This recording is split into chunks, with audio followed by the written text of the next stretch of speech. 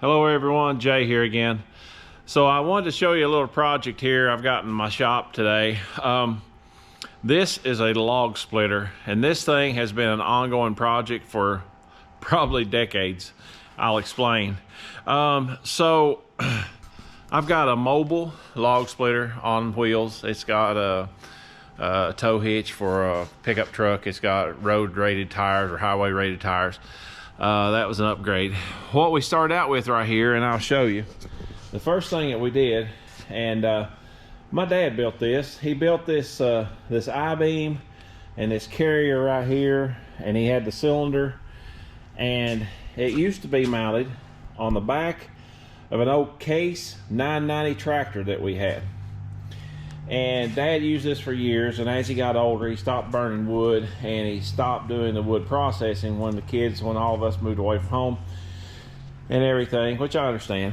And anyway, that was left over at the farm. Now, something else is I'm going to show you the whole thing here in a minute. I'm going to do a little explanation of what's going on here, but there it is. And I know it's like a lot of stuff I own. It's rusty and nasty looking, but the thing works excellent. So I'm gonna give you a little history of it, and I'm gonna show you where the project is taking off from here.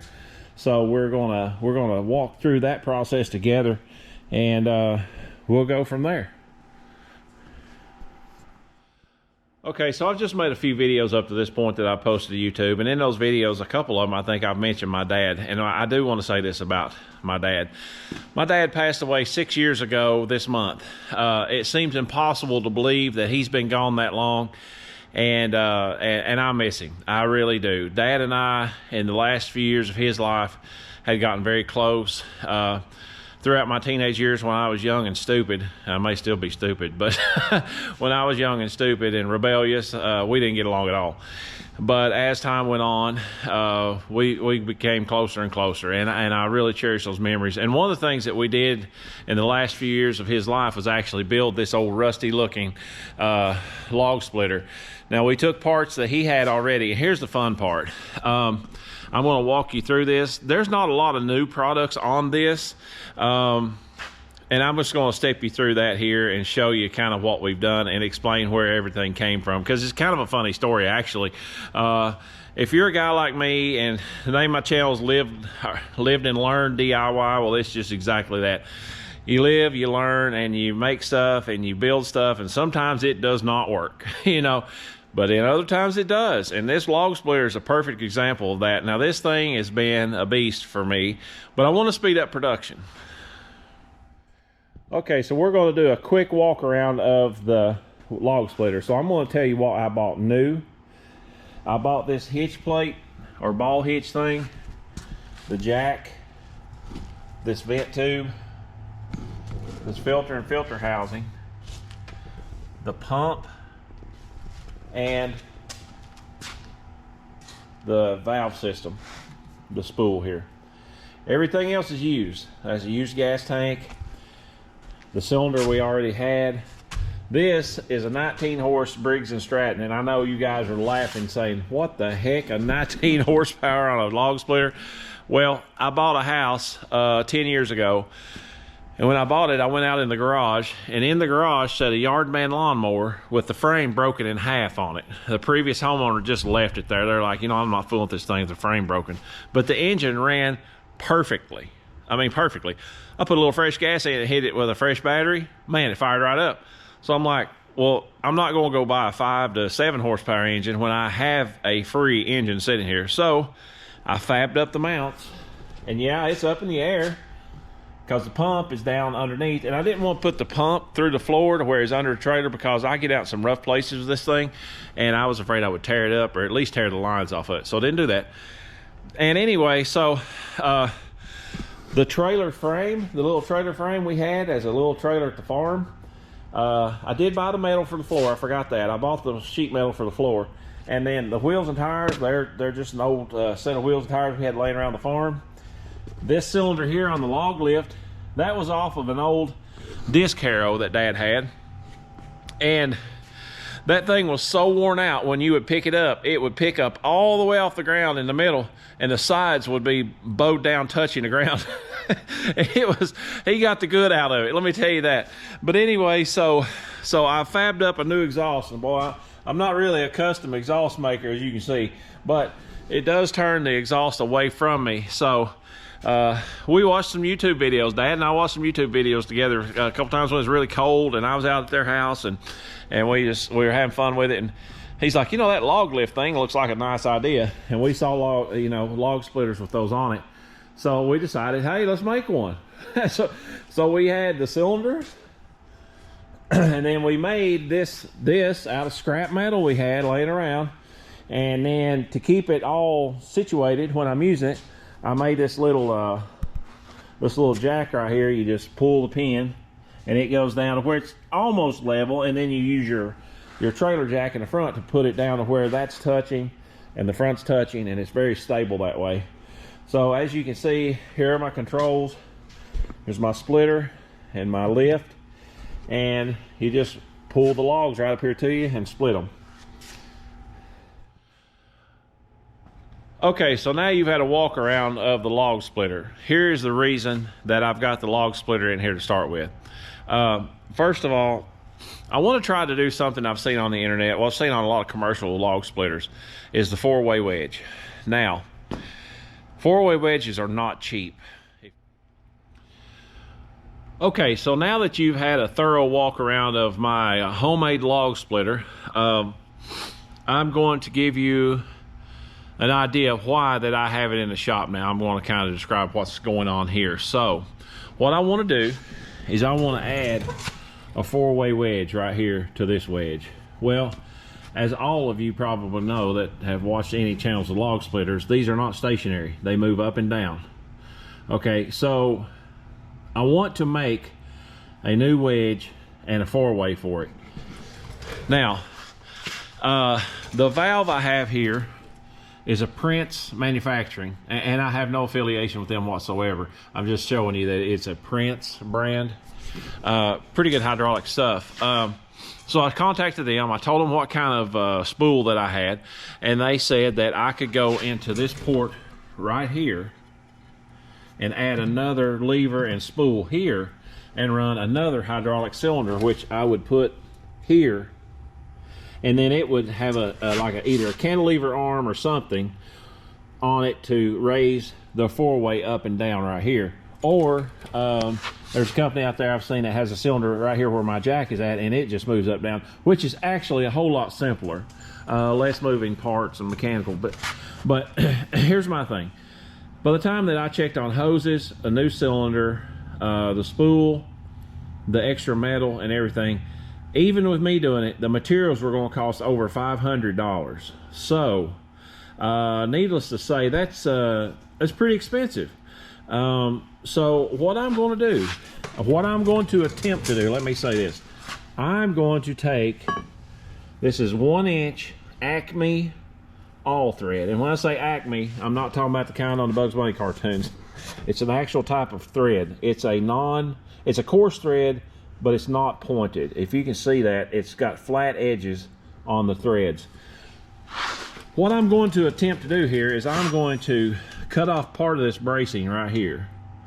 I'm going to mount this right here, and then my wedge is actually going to slide down over the existing wedge, and then it's going to have a couple nuts on it that will go onto this all thread here, and it will be able to go up and down. And the way I'm going to get it up and down is actually I'm going to keep my impact driver with me with a socket, and I'm going to have a nut welded on the end of the all thread, so whenever I need to move my wedge up, all I got to do is just hit the trigger and it will spin, and this wedge will come up. If I need to go down, it will go down.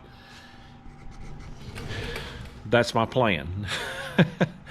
Now, this may be one of these projects that just doesn't work out, but we're going to find out. We'll never know until we try it. I don't have that much money invested in the all thread, believe it or not. And then also, when I go back to my steel supplier, I'm going to get some AR 400 or AR 500 steel to make the wedges out of, and I've got a guy lined up that's going to sharpen those wedges for me on a milling machine. So I'll keep you in tune with all of that. And I'm going to show you a couple of my ideas here, how I'm going to sketch this out today, and kind of walk you through the process, a little bit of what I'm thinking and how I'm doing it. So we'll do that and see where it leads us to. So as you can see, I've got this Acme all thread. It's about 30 inches long. I won't need all of it, but I'm glad I have that much. So what my plan is, and I talked to my father-in-law. My father-in-law has owned a transmission shop here in our town for 40 plus years. And he's a mechanical genius, I'm telling you. he's an amazing guy when it comes to figuring out anything mechanical. He blows me completely out of the water, that's for sure. But what his suggestion was is on the end of our all thread, wherever we're going to make it mount on the machine and clear everything, to use like a throwout bearing from a transmission, or even a thrust bearing for the bottom to sit in. That way it's not leading out, or it's going to bend or get caught up in the wood or whatever. It's always going to be easy to turn. So I just got to do some redneck engineering, you know, some hillbilly engineering here to make this thing work. But I think I'll take a soapstone while I'm here and I'm recording a little bit.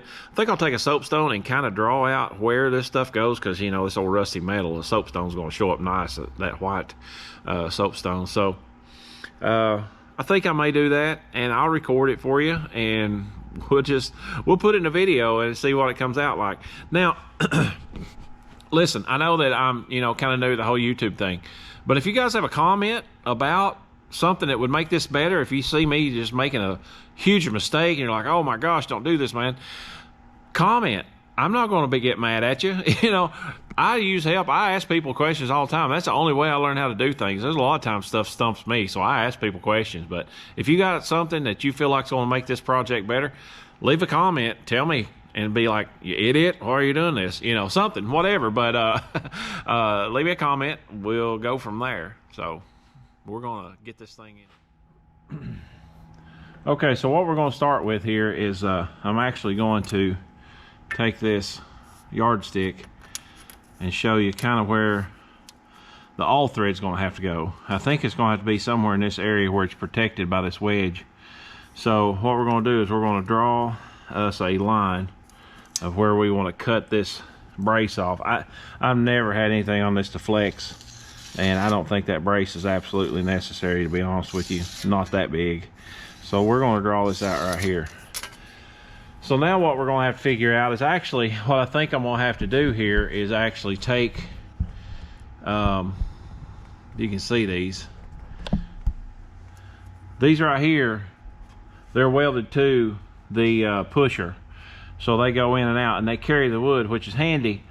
But if I have a wedge here and I'm going to split small wood, I need to put the wedge wings down here lower.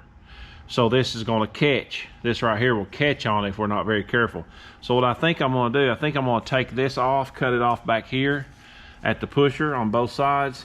And then I'm going to come up here in this area. I think I'm just going to come up with like a, kind of like this, I'm sorry, kind of like that. And then put like a plate on it like a lot of other commercial log splitters I see, just to keep it from rolling off on my toes. I don't want that to happen.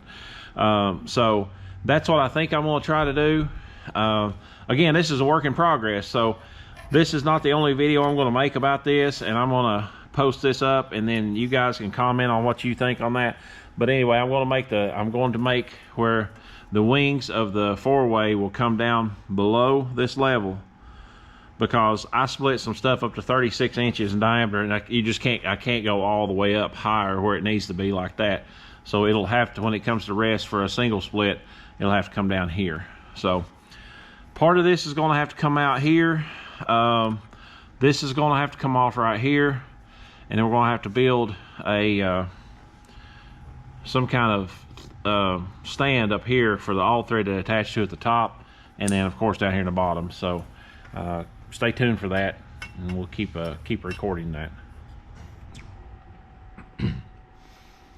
So I've actually been messing around here today, and I made the sliding part of my wedge. Now I didn't put the wings on it for a four-way, but you can see here I sharpened that baby. Woo, nice and sharp. I made that, as you can see the offsets in it, to go over this. So that should work out pretty good, I think.